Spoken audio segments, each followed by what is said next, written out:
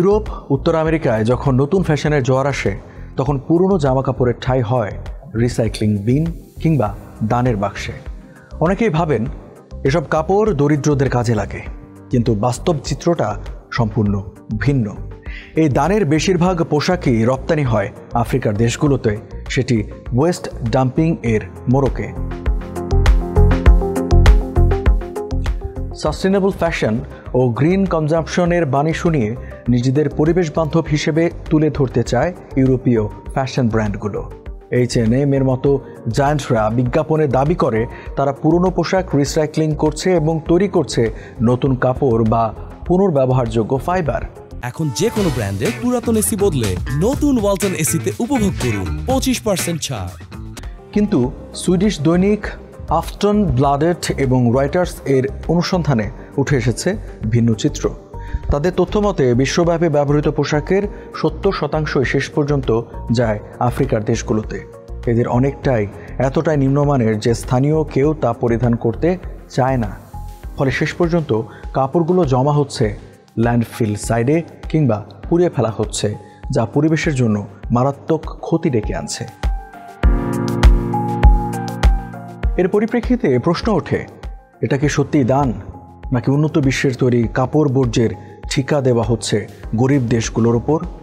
যে মহৎ উদ্যোগ মনে করে মানুষ পোশাক দান করছে, সেটাই আদতে পরিণত হচ্ছে এক ভয়ঙ্কর পরিবেশ ও অর্থনৈতিক সংকটে।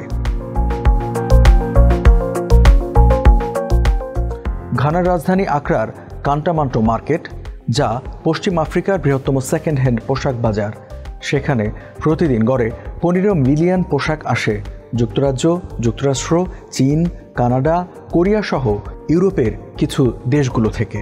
স্থানীয়ভাবে একে ডাকা হয় অব্রণী ওয়াউ, অর্থাৎ মৃত সাদা মানুষের পোশাক। এ নাম শুধু প্রতীকী নয়, বরং বহন করে ইতিহাসের ঔপনিবেশিক ছায়া।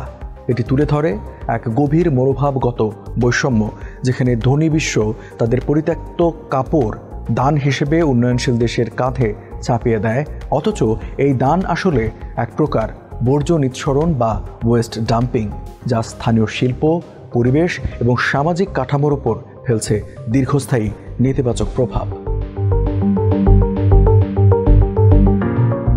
আফ্রিকায় টেক্সটাইল খাত একসময় ছিল কর্মসংস্থান, সংস্কৃতি ও অর্থনীতির প্রধান উৎস।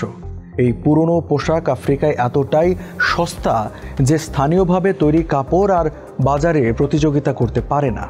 ঘানার ঐতিহ্যবাহী কাপড় কেনতে, নাইজেরিয়ার আনকারা বা কেনিয়ার হস্তশিল্প নির্মিত কাপড় এখন ক্রেতার অভাবে বন্ধ হতে বসেছে। 1980-র দশকে উগান্ডায় 32টি গার্মেন্টস কারখানায় কাজ করতেন প্রায় 20,000 শ্রমিক। এখন তা নেমে এসেছে মাত্র 5,000-এ। এমনকি কেনিয়ার গার্মেন্টস কারখানাগুলোতে 60% উৎপাদন কমে গেছে গত 1 দশকে। জাতিসংঘের একটি প্রতিবেদনে বলা হয়, পুরনো পোশাক আমদানির ফলে আফ্রিকান দেশগুলো প্রতি বছর হারায় প্রায় $4 মিলিয়ন রাজস্ব ও সম্ভাব্য উৎপাদন। দ্য অর ফ্যাশনের গবেষণায় জানা গেছে, ঘানায় আসা পোশাকের প্রায় 40% ব্যবহার অযোগ্য, যেগুলো ছেঁড়া, দাগযুক্ত বা প্লাস্টিক ভিত্তিক সিনথেটিক উপাদানে তৈরি। এসব পোশাক নদী বা সাগরে ফেলা হয় কিংবা পুড়িয়ে ফেলা হয়, যার ফলে মাইক্রোপ্লাস্টিক দূষণ বৃদ্ধি পায়। সিনথেটিক ফাইবার পানির মাধ্যমে সাগরে প্রবেশ করে খাদ্য শৃঙ্খলে সংক্রমিত হয়।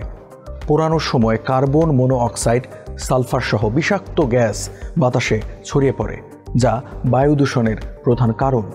বালির নিচে স্তরে স্তরে জমে থাকা এসব পোশাক শতাব্দী পার হলেও পচে না, ফলে ভূগর্ভস্থ জল এবং মাটি দূষিত হচ্ছে। জাতিসংঘ ও এলেন মার্ক আর্থার ফাউন্ডেশনের হিসাব অনুযায়ী ফ্যাশন শিল্প বিশ্বব্যাপী কার্বন নিঃসরণের প্রায় 10% দায়ী, যা বিমান ও জাহাজ চলাচলের সম্মিলিত নির্গমনকেও ছাড়িয়ে যায়। একটি সাধারণ সুতির টি-শার্ট তৈরি করতে প্রয়োজন প্রায় 2700 লিটার পানি। ব্যবহারকৃত পোশাক 100 বছর পচতে সময় নেয়, আর পোড়ানোর ফলে বাতাসে ক্ষতিকর রাসায়নিক নির্গত হয়, যা মানুষের স্বাস্থ্য, প্রাণী জগৎ ও পরিবেশের ওপর গভীর নেতিবাচক প্রভাব ফেলে। এসব দুষ্প্রভাব মিলেমিশে পরিবেশের জন্য এক ভয়াবহ ও দীর্ঘস্থায়ী বিপর্যয়ের চক্র তৈরি করছে। জাতিসংঘের পরিবেশ কর্মসূচি জানায় প্রতি বছর ফ্যাশন শিল্প থেকে নির্গত কার্বনের পরিমাণ প্রায় 1.2 বিলিয়ন টন, যা পরিবেশের ওপর এক গভীর ও দীর্ঘস্থায়ী বিপর্যয়ের ইঙ্গিত বহন করে। এসব কার্বন ও দূষণ মিলেমিশে পরিবেশ বিপর্যয়ের এক অভ্যন্তরীণ চক্র তৈরি করছে, যা মানব ও প্রকৃতির জন্য চ্যালেঞ্জ হয়ে দাঁড়িয়েছে। আফ্রিকার কিছু দেশ সেকেন্ড হ্যান্ড পোশাকের বন্যা ঠেকাতে উদ্যোগ নিলেও বৈশ্বিক বাণিজ্য কাঠামোর চাপে তাদের অনেককেই পিছিয়ে যেতে হয়েছে। 2016 সালে রুয়ান্ডা পুরনো কাপড়ের আমদানি নিষিদ্ধ করে। এর পাল্টা প্রতিক্রিয়ায় যুক্তরাষ্ট্র African growth and opportunity act বাতিলের হুমকি দেয়। ফলস্বরূপ তানজানিয়া, কেনিয়া ও উগান্ডার মতো দেশগুলিকে বাধ্য হয়ে নিষেধাজ্ঞা তুলে নিতে হয়। এই ঘটনাগুলো দেখায় কিভাবে আফ্রিকা নিজস্ব নীতিগত সিদ্ধান্তও আন্তর্জাতিক শক্তির চাপে দুর্বল হয়ে পড়ে। নাইজেরিয়া নিষেধাজ্ঞা জারি করলেও বেনিনের মতো প্রতিবেশী দেশ থেকে চোরা পথে পুরনো কাপড় প্রবেশ করে সেই উদ্যোগকে ব্যর্থ করে দেয়। নাইজেরিয়া পুরনো কাপড় আমদানিতে নিষেধাজ্ঞা আরোপ করলেও প্রতিবেশী দেশ বেনিন হয়ে কাপড় প্রবেশ করে কালোবাজারে। বেনিনে আমদানিকারকরা প্রতিদিন শত শত টন ইউরোপীয় বর্জ্য নির্ভর কাপড় লরি করে নাইজেরিয়ায় পাঠান।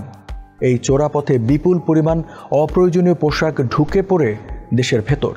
ফলে নিষেধাজ্ঞা বাস্তবে কোনো প্রভাব ফেলে না, বরং আইন শৃঙ্খলা ও অর্থনৈতিক নিয়ন্ত্রণ আরও দুর্বল হয়ে পড়ে। আফ্রিকায় টেক্সটাইল খাতের এই সংকট থেকে বেরিয়ে আসতে হলে প্রয়োজন বহুমুখী ও সুসংগঠিত উদ্যোগ।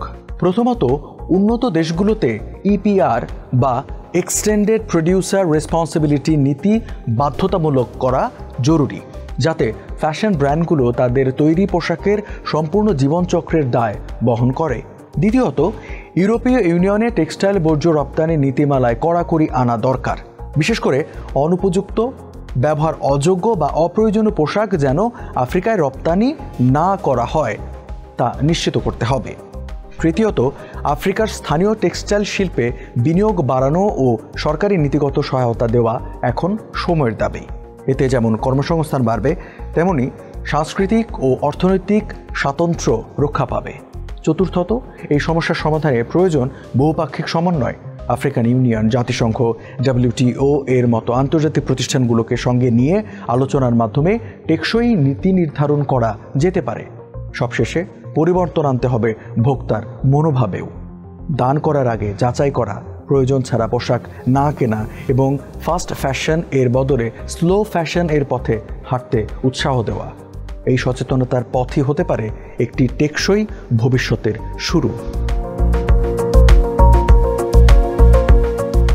সেকেন্ড হ্যান্ড কাপড়ের অদৃশ্য এই নেটওয়ার্ক আসলে বৈশ্বিক বৈষম্যের প্রতিচ্ছবি। ইউরোপ আমেরিকার অতিরিক্ত ভোগের ফলাফলের দায় কাঁধে নিচ্ছে আফ্রিকার গরিব জনগণ, যারা নিজেরাই পরিবেশ, স্বাস্থ্য ও অর্থনৈতিক সংকটে জর্জরিত। এই বিপর্যয়ের দায় তারা নেয়নি, কিন্তু ভোগ করতে হচ্ছে তার পরিণাম। সমস্যার সমাধান শুধু নীতিমালা সীমাবদ্ধ না রেখে আমাদের দৃষ্টিভঙ্গিতেও পরিবর্তন আনতে হবে। আফ্রিকাকে আর দান গ্রহণকারী হিসেবে দেখার সময় শেষ। তাকে দেখতে হবে সমান মর্যাদার অংশীদার হিসেবে, যে নিজের উন্নয়নের অধিকার রাখে এবং যার পরিবেশ বা ভবিষ্যৎ অন্যের বর্জ্য সুবিধার বলি হওয়া উচিত নয়।